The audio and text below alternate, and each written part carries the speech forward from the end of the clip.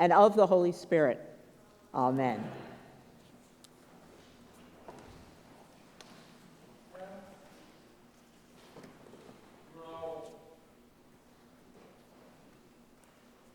Every person has scars. Some are physical, some emotional. Some are on the outside, some are on the inside. Some are big, some are small. Some were inflicted by others, some are self-inflicted. Our most profound, painful failures are typically not those that happen by accident, but those that happen intentionally. Felicity Huffman did not wake up one day saying, "I'm going to blow up my life." But she, like the rest of us, did wake up, make decisions that were moving in a direction which we, and now we know she, intuitively knew were only going to go south fairly quickly. Does failure have to be final? If you fail, can you rise again? The writer of Proverbs said, "For though the righteous fall 7 times, they will rise again. But the wicked are overthrown by calamity." If you fail in life, most folks want to know, can I rise again? Yet for some folks, failure seems to be the end of their hope of any future. There are 2 reasons for that. Things that I would call the failure traps. One is our pride, and one is our past. Our pride says, I'm not going to admit I was wrong. I don't want anyone to know I did wrong. I'm very seldom wrong.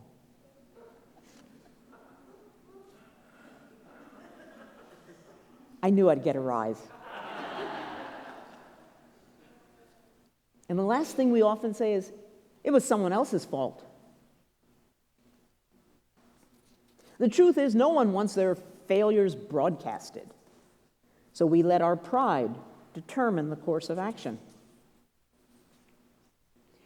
And the other failure trap is our past. We hear the voices of our parents, our coworkers, our family members, our friends, all from years past. Those voices say, you're a failure. You're disappointing. You let me down. The elevator doesn't go to the top. How could you? And then you feel trapped, and it's the only thing that you think about. Those whispers come from Satan, because Satan wants to stop any forward progress that we might take.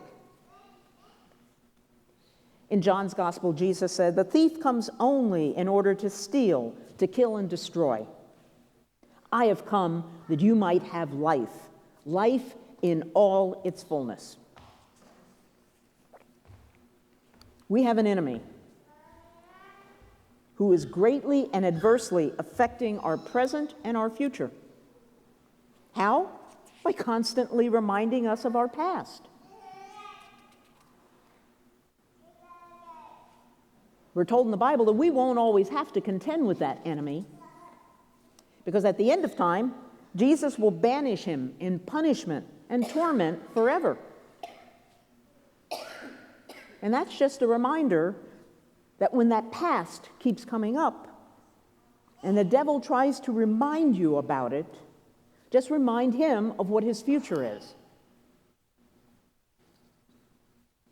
But how do we move forward? How can we be set free from our past failures? The first thing to consider is don't rush it. Restoration is a process. The prophet Jeremiah wrote, "I went to a potter's house, and sure enough, the potter was there working away at his wheel. Whenever the pot the potter was working on turned out badly, as sometimes happens when you're working with clay, the potter would simply start over and use the same clay to make another pot." What is God shaping us for? You and I are simply messed up lumps of clay. But God's loving us into something of worth. In a little while, we're going to sing these words, "I have provoked you to your face." Indeed, we just heard them, lovingly sung in the psalm. And we will sing in a few minutes, "He knows the heart of everyone." Despite everything, despite our provoking him to his face, God knows your name and he knows your heart because he loves you and me and loves us still. Oh, don't get me wrong, he sees your pain and he certainly sees all your schemes. He sees your distress. Just think of what Paul said. He looks at that and he says, there's a part of your life that's messed up. And then he puts his hands on us and begins to shape us anew. That's his grace and his favor towards us. The Hebrew word, bara, means to shape, to fashion, but it's not about what we do in our minds. That's all in the Enlightenment. In the Bible, the word shape means somebody's got their hand in there and they are working to turn something around. That's what God does. He wants us to be finished products, but we don't want to go through the process to get to that finished product. We don't want his shaping. We don't want to get free from our past failures and back into something of great worth to God. But that's what God does. He shapes us so that we can learn from our past failures. There's always a risk that we will fail, and definitely a risk that we won't be perfect. But if we don't try, if we don't let God into our life, we're never going to experience any of those victories that he's got planned for us. You know, there are a lot of people in this world who have failed in their first steps. Did you know that Steven Spielberg was rejected from the USC Film School twice? And then when he got into Cal State Long Beach, he didn't even finish his degree. He left so he could make a 35-minute movie.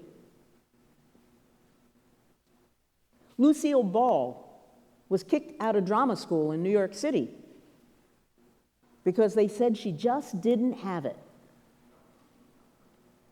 Of course, it didn't help that one of her classmates was Betty Davis. And think back to 1997. What company was on the verge of going bust? Apple.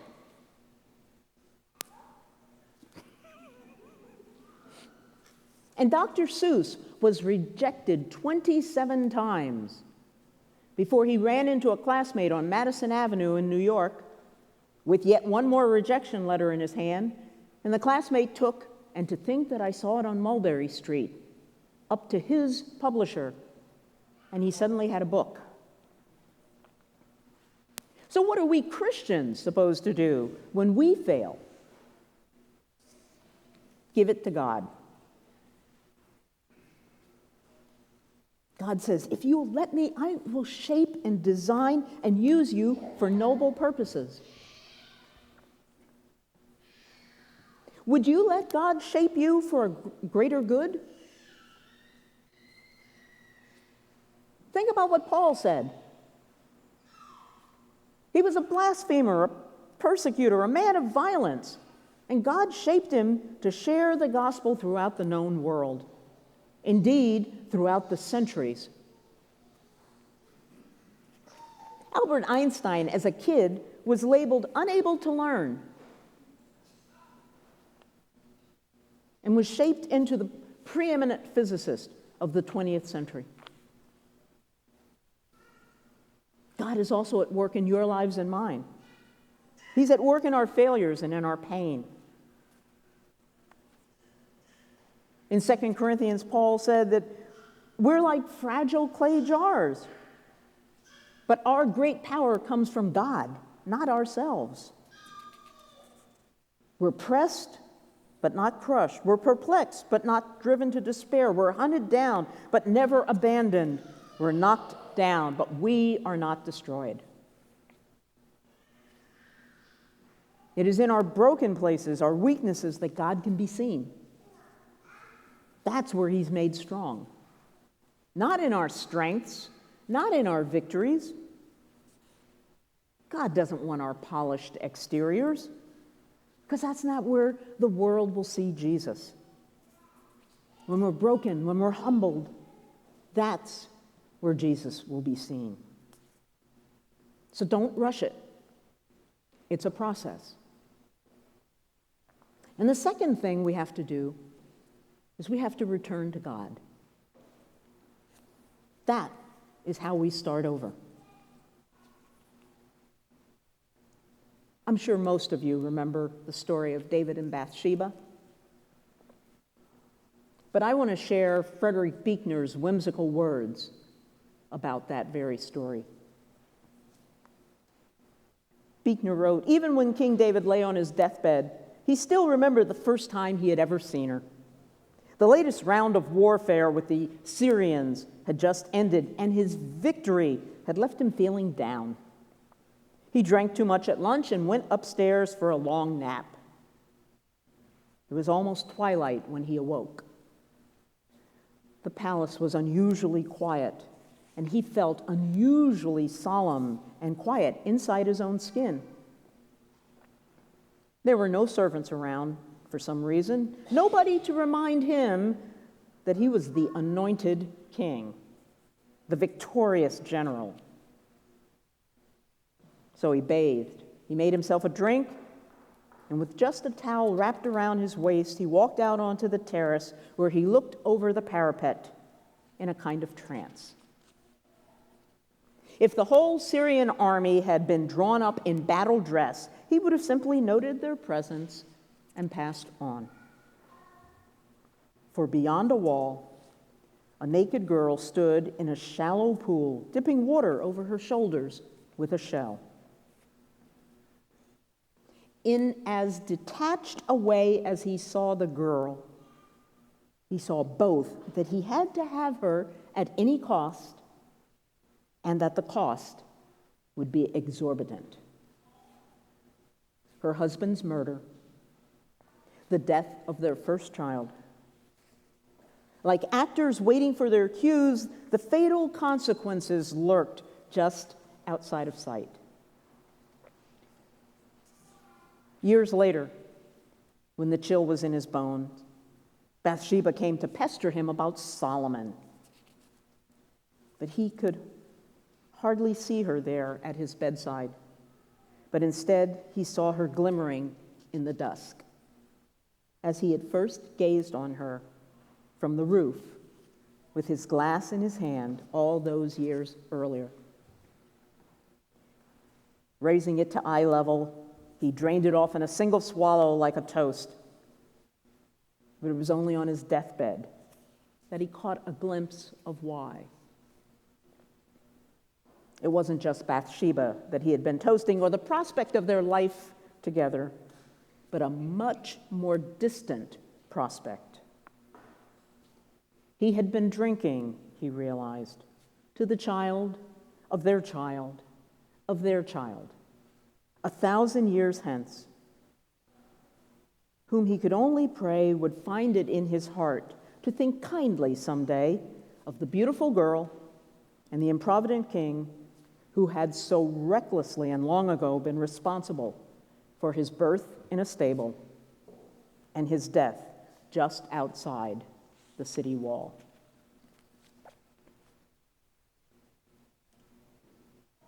He may have toasted her and taken her, but David was crushed. Nathan the prophet made that very clear to him. He made clear how evil David's behavior had been.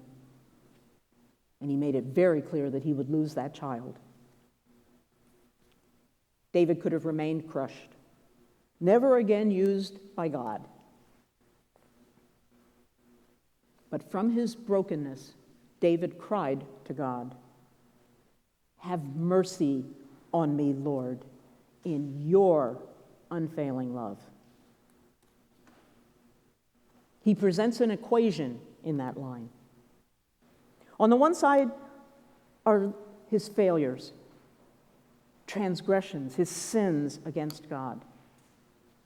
And on the other side is God's mercy, his unfailing love, his great compassion. That's what David is saying in Psalm 51. I came with a broken heart and a contrite spirit because I knew you, Lord, would not despise that. Psalm 51 is an incredibly powerful prayer to God.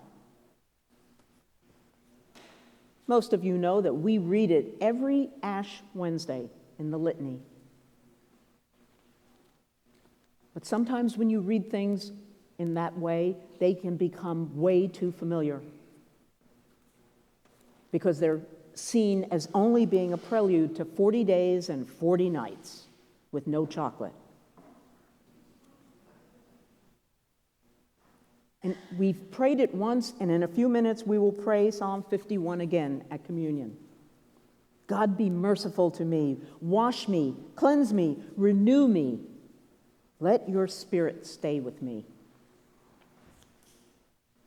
It is a prayer and a praise to God. The beautiful part of David's story, his past failure wasn't final. David turned from his pride and from his past to God, and God shaped him and made him clean. David and Bathsheba did end up together, and they did have a son named Solomon. And as Buechner said, 1,000 years later, their line produced a son named Joseph, who took a young woman named Mary as his wife, from whom Jesus was born. It was a process. It wasn't rushed. My God, it was 1,000 years. It began when David returned to God. God, be merciful to me. And God shaped something new. And he's here to do the same thing for you and for me. God has his hand in your life. He's cleaning, purging, and shaping. And he's going to do this until the day you die, if we will let him.